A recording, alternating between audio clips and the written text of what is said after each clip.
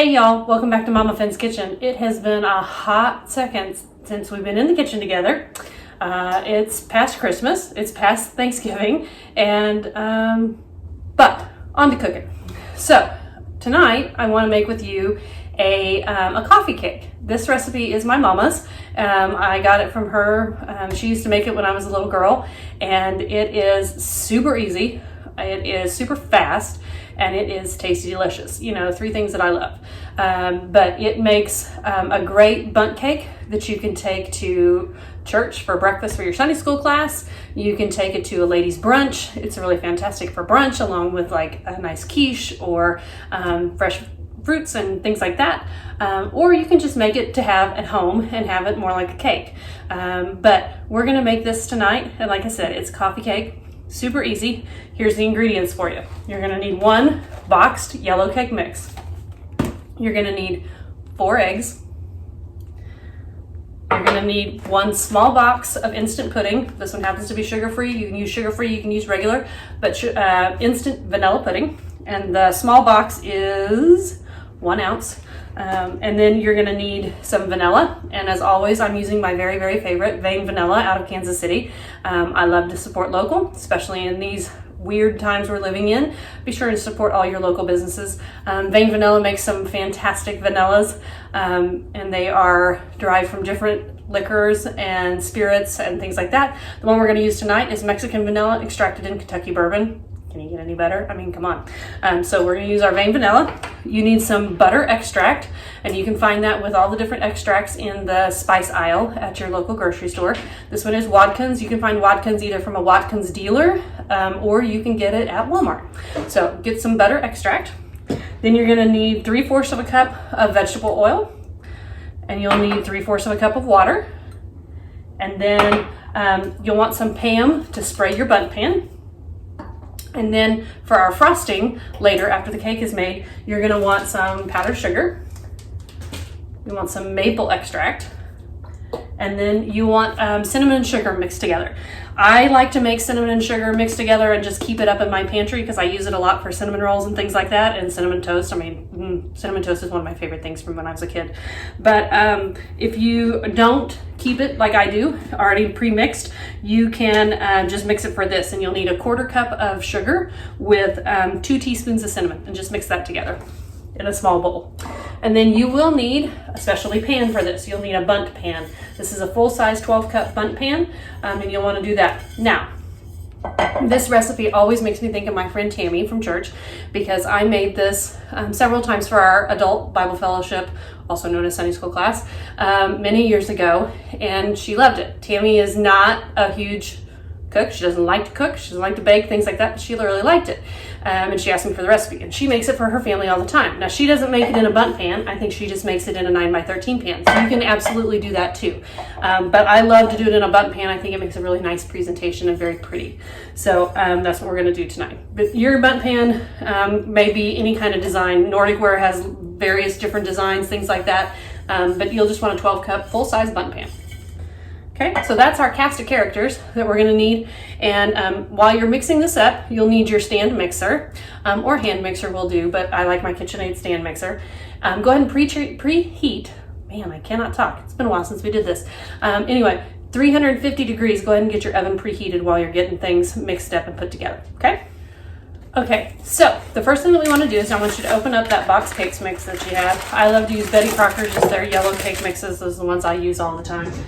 But you can use whichever brand that you like. But you just want 1 yellow cake mix. Go ahead and get that opened up and put that down into the bowl of your stand mixer. And you want to fit that with your paddle beater of your stand mixer that you've got. Go ahead and add in your pudding mix as well.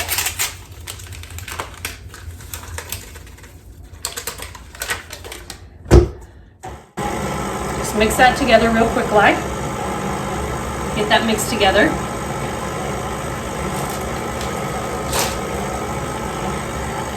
And then I want you to add in your oil. It's 3 cups, not 3 cups, 3/4 of a cup of oil, 3/4 of a cup of water. Go ahead and start mixing that together. And then go ahead and add in your eggs one at a time.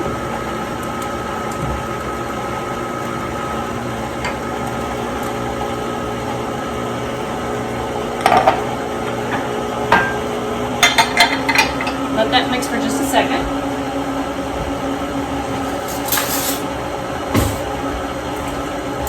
And then you're going to want to put in a teaspoon of that butter extract.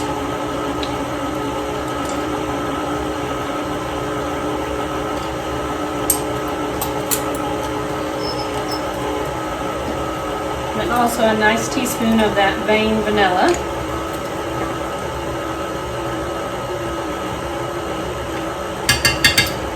Smells good already.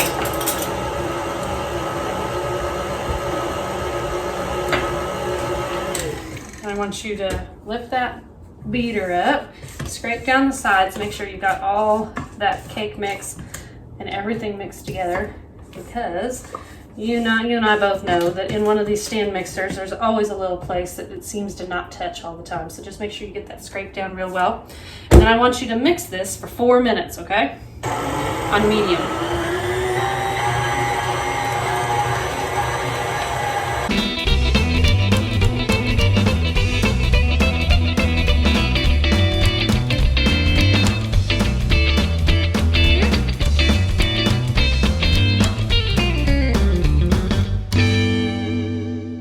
So our 4 minutes is up. And we're going to go ahead and put this batter into our pan. Now, you heard me say earlier that you're going to need some Pam for this. You can either use Pam with flour, because you want to grease and flour your pan. So you can either use regular Pam and then put flour in and get your pan coated with flour, or you can use this handy dandy spray from Pam that's called Pam for baking with flour already in it. And so if you do that, just spray it really well with your Pam with flour. And you can see our batter is nice and thick, and it kind of turned this really pretty pale yellow. That's fantastic, because we've kind of started to activate that pudding in here. So that pudding is going to give it a great moisture content, make it really rich and creamy. But it's a pretty thick batter, and that's normal.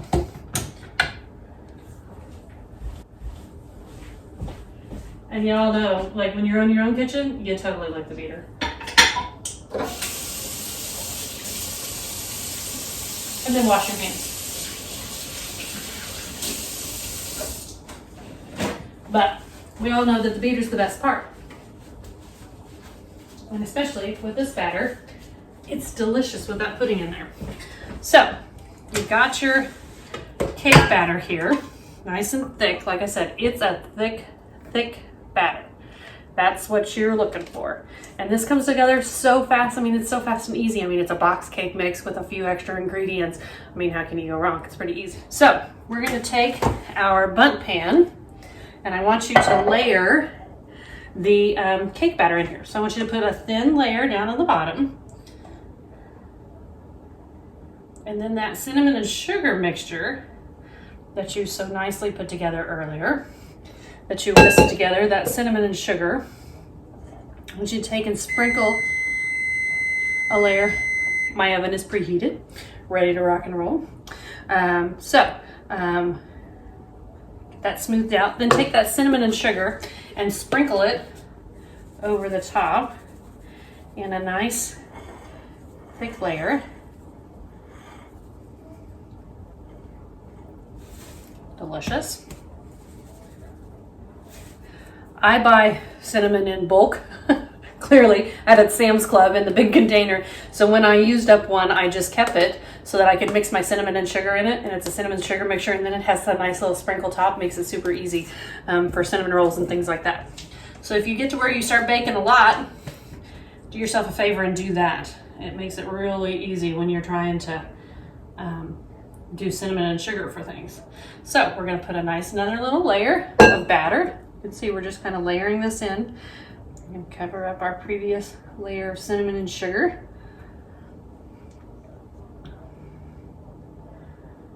And we're going to put more cinnamon and sugar.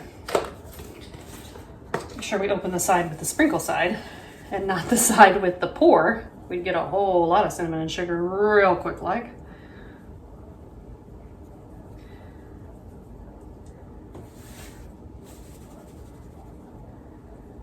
That. Then we're going to put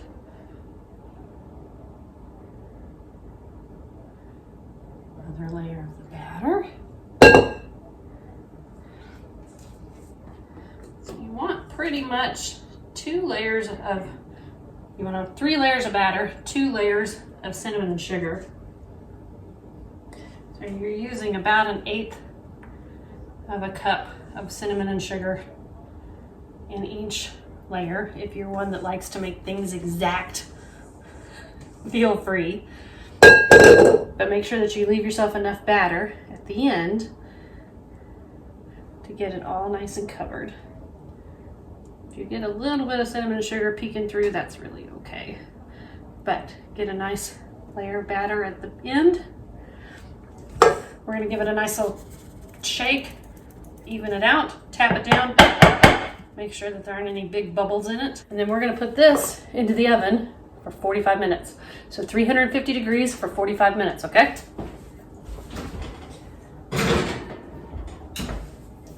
Just like that. So once it's done baking, we're gonna take it out and we'll let it cool for 10 minutes or so. And then we're gonna flip it out onto a nice cake plate to get it cooling completely. You wanna let it cool pretty much completely and before you glaze it. Otherwise your glaze will melt all over it. So go ahead and let that bake for 45 minutes. Basically, you'll know that it's done when your cake tester comes out clean. If you don't have a cake tester, get you one. They're really handy dandy little things to have. You can get one. Pampered Chef makes a really great one. I have a Pampered Chef one, and I also have one from my local cake and candy supply store from Sweet Baking Company here in Topeka. And it's really handy dandy as well. It looks like a little cupcake, but a little tester. And when you put that tester in there and it comes out clean, you know your cake is done. So about 45 minutes, 350 degrees. We'll be back in a bit. Okay, y'all, so we are back, and I've got myself a nice pretty cake platter here, and we're gonna flip this cake out. It has cooled for 10-15 minutes, something like that. So we're gonna flip this over out onto our pretty little cake plate, and then I just want you to take and just lift that right off. If you need to give it a little shake, just make sure it releases, but because you floured that and pammed it really well, it's gonna come out just beautifully. So it's gonna look something like that. Fantastic, wunderbar. So we're gonna let this continue to cool until it's a good, nice kind of room temperature, and then we're gonna mix up a glaze. And I want you to mix up a glaze using powdered sugar, about a teaspoon of maple flavoring, and milk. And just make yourself a nice thick glaze. We'll come back and glaze that here in just a little bit after this cools.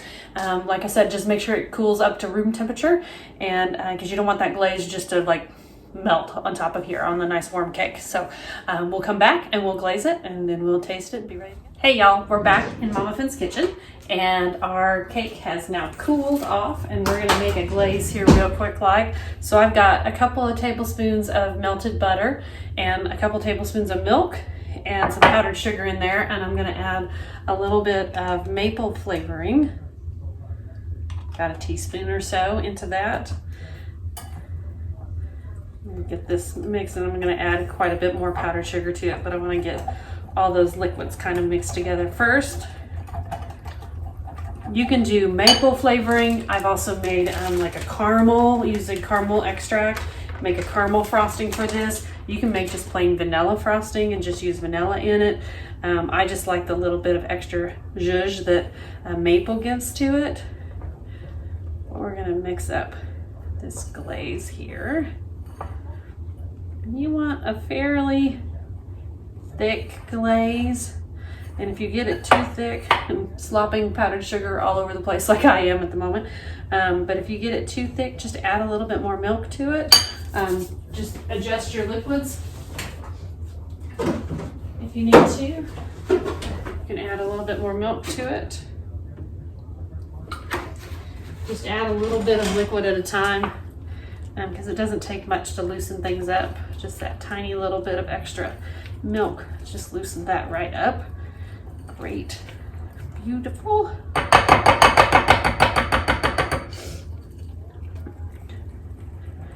Get all that whisked together real quick like.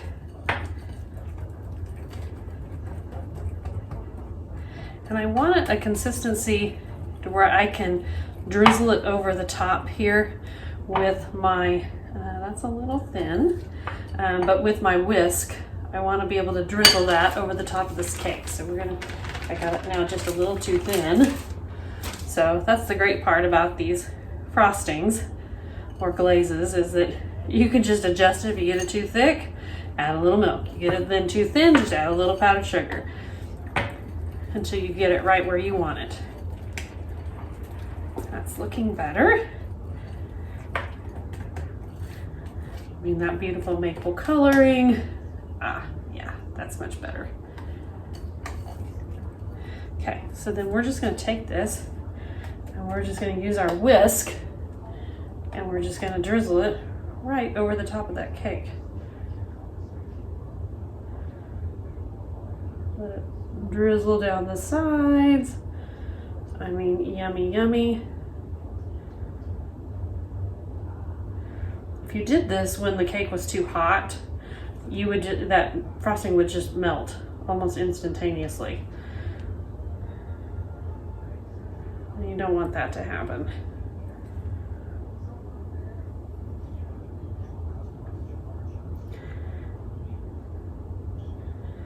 But you can just drizzle this back and forth.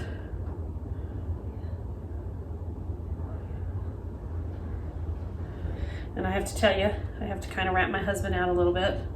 When we were first married, I used to love to make coffee cake, and he was always really hesitant to try it. And early on in our marriage, neither one of us were big coffee drinkers. And for the longest time, he thought that coffee cake was not necessarily a cake that you ate while drinking coffee. He thought that it had coffee in it. He's like, but I don't like coffee.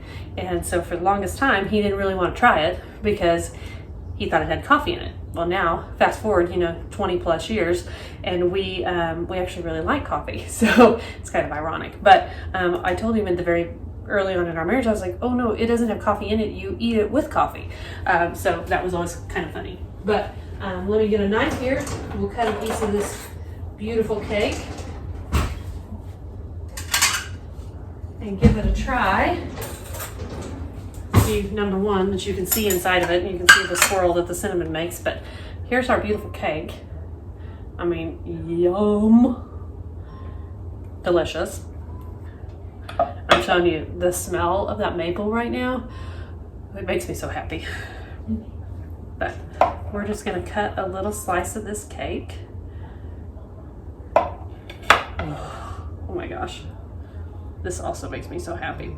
So you can see our swirl of our cinnamon that's in there. So our cinnamon swirls that are down in there. And if you like, when you're doing those layers of cinnamon and sugar, you can also add in some chopped pecans if you'd like some nuts in here. Chopped walnuts would also do really well, but chopped pecans are really good. And then we're gonna give this a taste. Oh my gosh, this just harkens back to my childhood and when my mama made it all the time. Okay, so look at those beautiful swirls of cinnamon, and we've got the maple glaze on top. I mean, y'all, it is so soft and tender, that cake is, but you get the hint of the cinnamon and the sugar rolling through there. Plus you've got that maple glaze, and then the crisp outside of this cake gives you kind of that little crunch. Oh, so good. So good. Put that with a cup of coffee and you are made in the shade, man. Makes me so happy. I really need a cup of coffee now. But thanks for joining me back in MamaFin's kitchen. I've missed y'all, and we'll try not to make it so long in between this time. I had intended to do some things over the holidays, and that just didn't happen. Things got away from me, and things were a little bit crazy. So I appreciate you sticking with me, and I hope you enjoyed this. This is a really simple, comes together really quick, but super simple that you can make for your family. Have it with a brunch, like I said. Put it on a brunch buffet with like your breakfast casserole, this, fresh fruit, some biscuits and gravy. I mean, man, it's fantastic. It's also great to take, like I said, to Sunday school. Like if you're providing breakfast for your Sunday school class, etc. It really works great. But thanks for joining me in MamaFin's kitchen. If you like what you see, be sure to hit that subscribe button that's right down there in the corner, so you'll be notified anytime there's a new video up. I'll put this recipe out on my blog as well, so you can go to elfinson.blogspot.com, and you can find that recipe out there for you as well. And stay safe, stay healthy, take care of one another, love one another, be kind to one another. We'll see you next time. Thanks a lot, y'all. Take care.